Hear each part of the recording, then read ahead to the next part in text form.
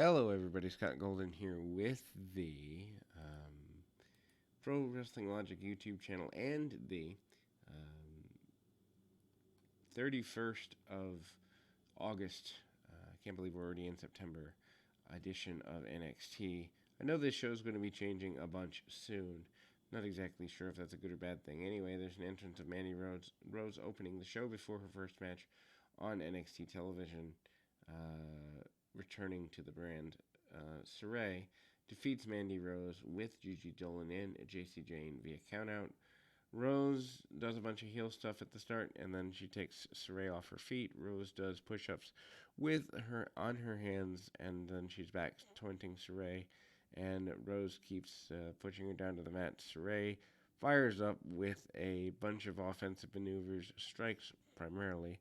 Rose counters with a Fisherman Buster, but Saray regains her grip. Guillotine choke by Saray, and then she drops Rose on her head with a perfect flex. Near fall with Saray, but then she misses a top rope splash. Rose capitalizes, working over Saray, fallaway slam and a kip up by Rose. She stretches Saray, but Saray is able to counter that. Muda lock applied by Saray, and Rose is into the submission hole. Rose is then uses a thumb to the eye to break the hold. Saray rocks Rose with a bunch of strikes. Yet Rose slaps her in the face. Saray drop kicks Rose in the face, and then Rose falls into the ropes. Saray follows up with a charging drop kick and sends Rose off the ropes, and she's selling her face. Rose keeps selling of the face as Dolan and Jane come around her. They get a towel to hold over Rose's face. Jane and Dolan help Rose as she leaves ringside. Rose is counted out, and she's escorted out of the arena with the towel over her face. I'm not sure that I necessarily like this. I am a Mandy Rose fan, and I think they underutilized her on the main roster. Should be interesting to see if she develops a bit of a personality here. Saray is a good technical wrestler of, I believe, Japanese descent, pretty sure. But I don't know that she'll connect. I think they're trying to recreate almost like an Asuka feel. Should be interesting to see how that works over time as well. Tommaso Champa with a pre-tape promo. He writes, basically he's angry at Holland and his crew attacked Champa and Thatcher last week. He said he's fighting for NXT and his family. Champa dedicates tonight's match to Toothless Timothy. Ends the promo by referring to himself in the third person. Says a motivated Champa is a scary Champa, and he throws around a chair and storms away. A tease of the rebranding of NXT, including a trip from a Wale song, and the rebrand is coming soon. Right on to another match as the show comes back from commercial, and Kyle O'Reilly defeats Duke Hudson. O'Reilly submits Hudson with a heel hook, and O'Reilly drops bombs away knee on the back of Hudson's leg. O'Reilly has a side trap and goes up into the match.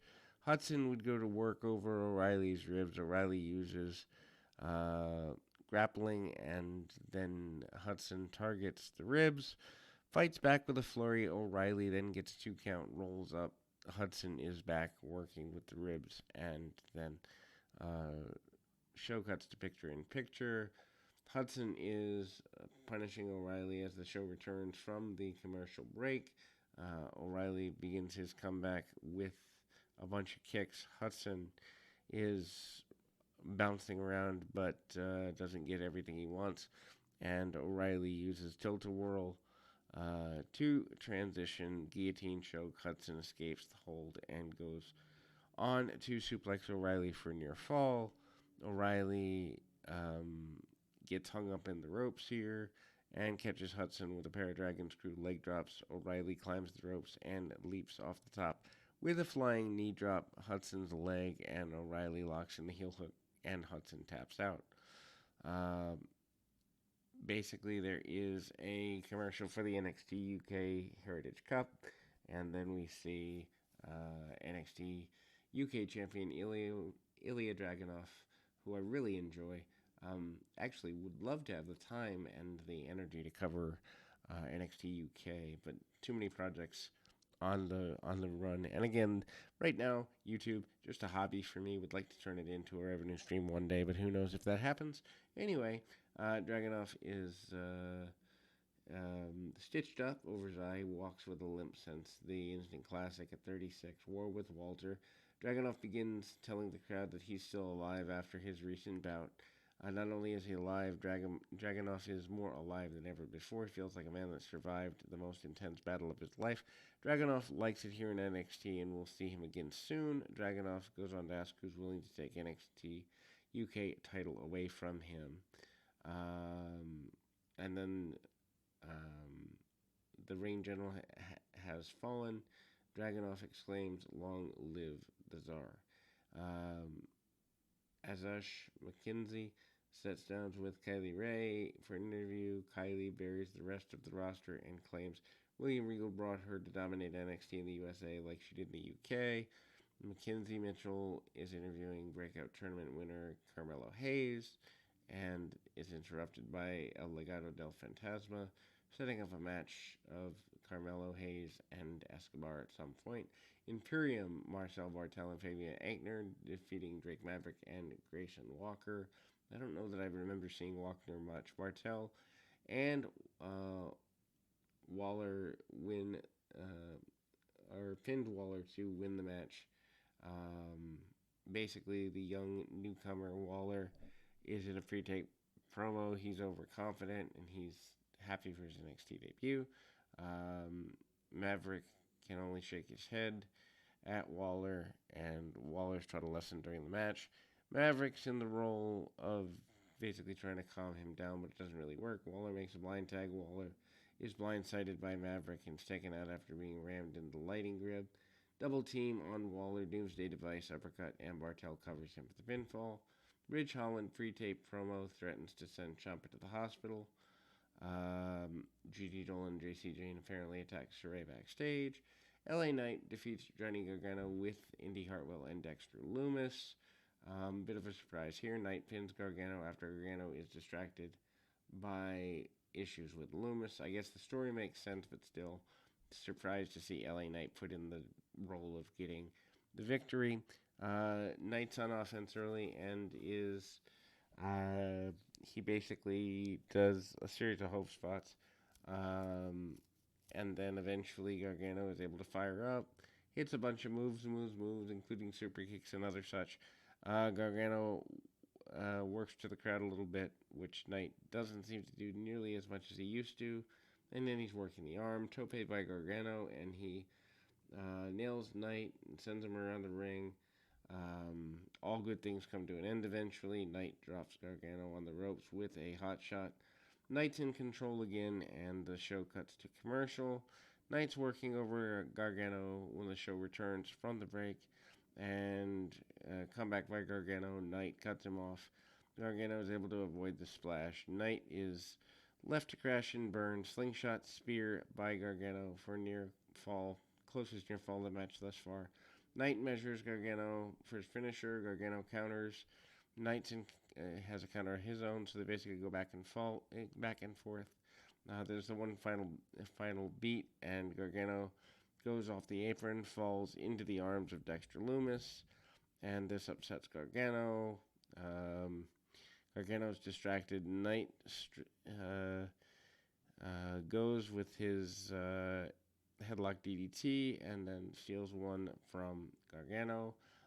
Tag team champions MSK want to meet with William Regal. Champs want to give Oney Lorcan and Danny Burch a title shot. Regal agrees, and he sets that for next week on NXT. So at least they're trying to do something there. Anyway, NXT Women's Champ Raquel Gonzalez defeats Jessie Kamea with Frankie Monet and Robert Stone. Non-title match. Gonzalez pins Kamea in a, I guess, one level up squash match. Anyway, Monet and Gonzalez are staring holes through each other. Ember Moon also back on NXT, which is a surprise. It's her birthday, and she cuts a promo on Kaylee Ray. Moon challenges Ray to a match next week on NXT. At least they're trying to do week-to-week booking, or at least some sort of advances here. interview with Samoa Joe, the NXT champion. Wade Barrett sits down with the newly crowned champ. Joe's in his third reign as champ. Joe means to set a precedent standard bearer for NXT, and he comes in as a contemporary version of the traveling world champion. He's a modern day, kind of like the Harley Race, Jack Briscoe kind of thing. He wants to be the guy that everyone's talking about, which is pretty cool. Roderick Strong with the Diamond Mine defeats Ikemen Jiro. Strong pins Jiro. Strong continues to want to challenge for the NXT title. Jiro answers Strong's open challenge, defending the honor of Kushida.